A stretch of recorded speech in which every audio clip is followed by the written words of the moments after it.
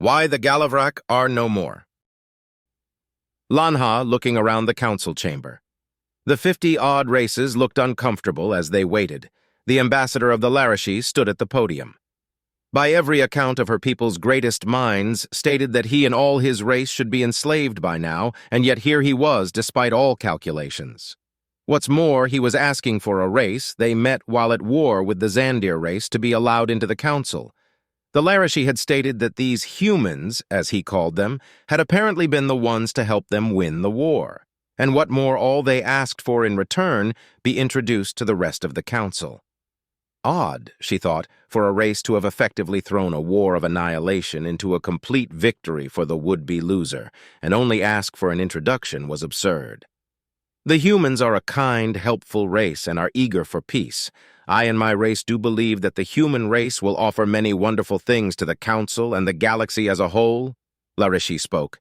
Glancing about to the room, his eyes landing on her, she felt like he wanted to say something but continued on his speech. To quote a human phrase, that they will seek out life, liberty, and the pursuit of happiness with an energy that will leave us dizzying. But I am not their ambassador, so allow me to introduce Ambassador Davian Smith to the stand, Narration said, and he gestured to the door. Almost no cue, the door opened, and a human walked in, dressed in textiles that covered most of this form. Not that impressive, she snickers to herself. It was barely her height, only about 6 units tall, 4 limbs ended in fingers, and a patch of red fur on his head. Smooth, soft-looking skin resting on what she could assume was an endoskeleton.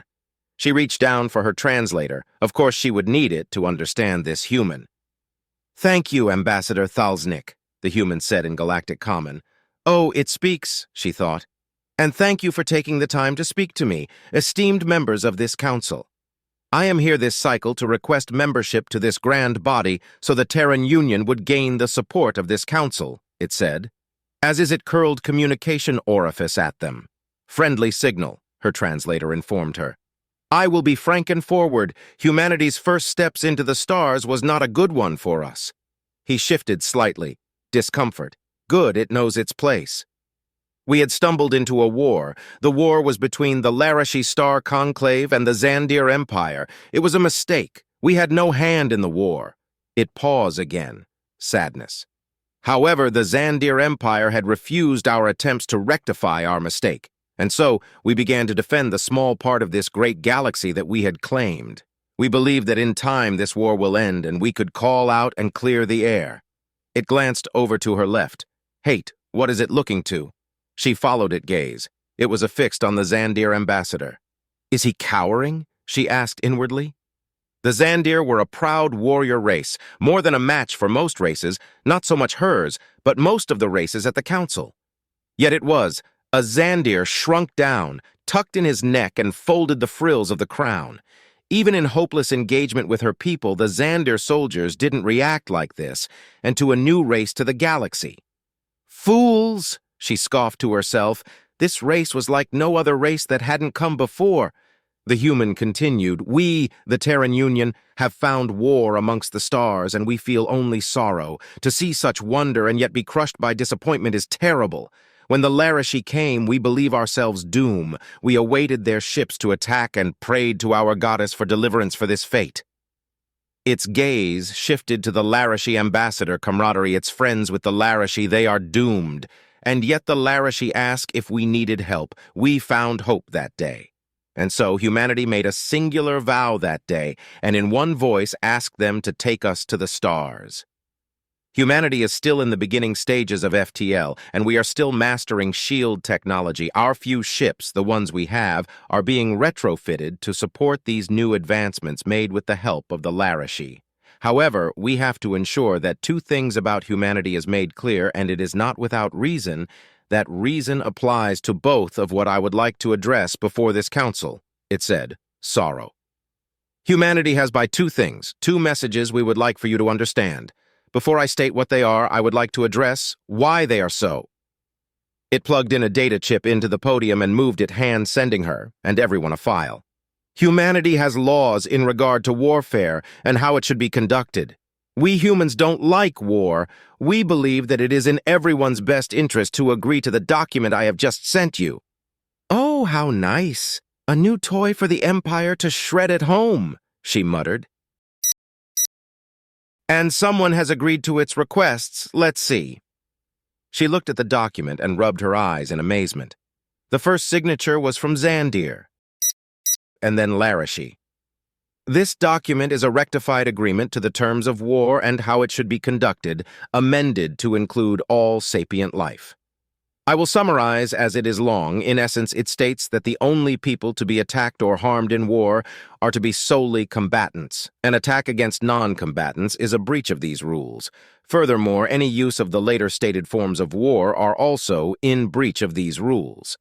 In the event that either of these rules are broken, the offended nation can disregard this rule and engage in total war. It stopped again, taking a long pull from its water.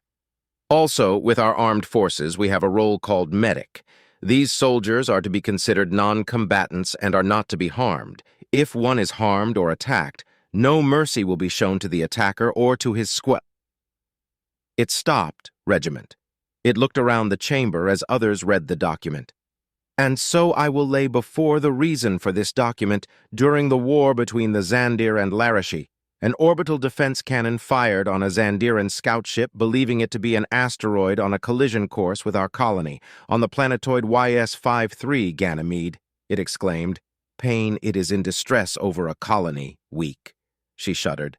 The colony soon learned of their mistake and contacted our home world and began to learn all we could form their databank. When the Zandir fleet arrived, a message was sent to them, and it read as such.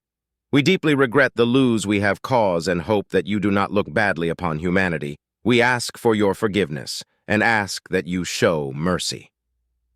This message was sent 4 times as their fleet approached our colony. We did all we could with our limited technology. Grief, pain, anger, hate. The Zandiran fleet ignored all hails. Its eye drifted off and glassed the colony from orbit. It roared into the chamber. We humans do not want to fight because we believe that the stars held the promise of peace. We lost 2,000 souls that day, and we loathe the Zandir for what they did. She leaned over to the Galavrck ambassador. Oh no, it's anger, she said with a chuckle, which the Galavrck shared in kind. The human ambassador took a deep breath, eyes like cold etherglass and calm as he released his breath. I suppose you are all curious as to why I am so angry. So allow me to explain. As you all know, YS-5 is a gas giant in the space sector YS-9. 2. YS-3 Earth is humanity's homeworld. The room busted to shouts and roars. Almost every ambassador was on their feet at this revelation, and she understood why. Humanity are death-worlders. Her adrenal glands were already pumping when she heard, but something struck her. The Larashi ambassador invited them. The only reason the war had begun was because the last Deathworlders they meet nearly destroyed their race. So why invite them? The room calmed down. The human continued.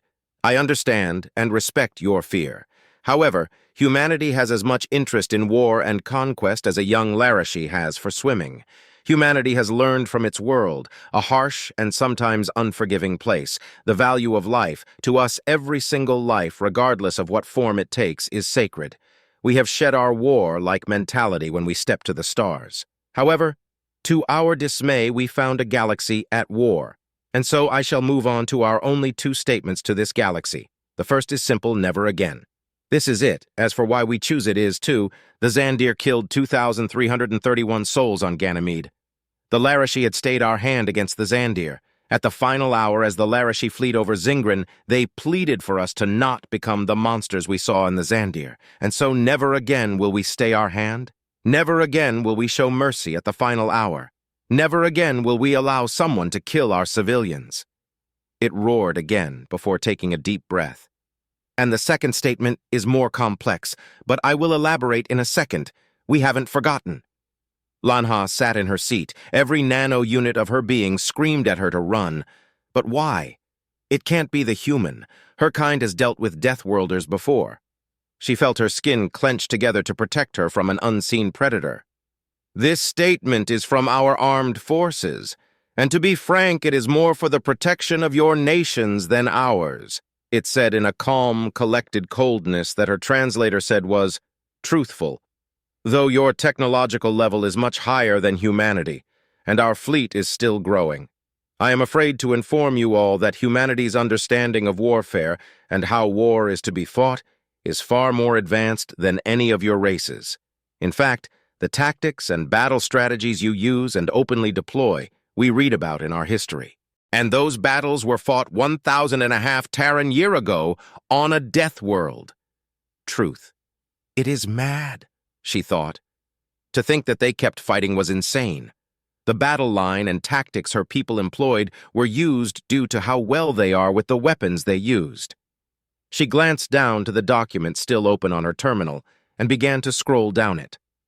Also, the human ambassador said, the weapons technology that this galactic council deems the standard weapon of war to us is a high-tech relic of a bygone era.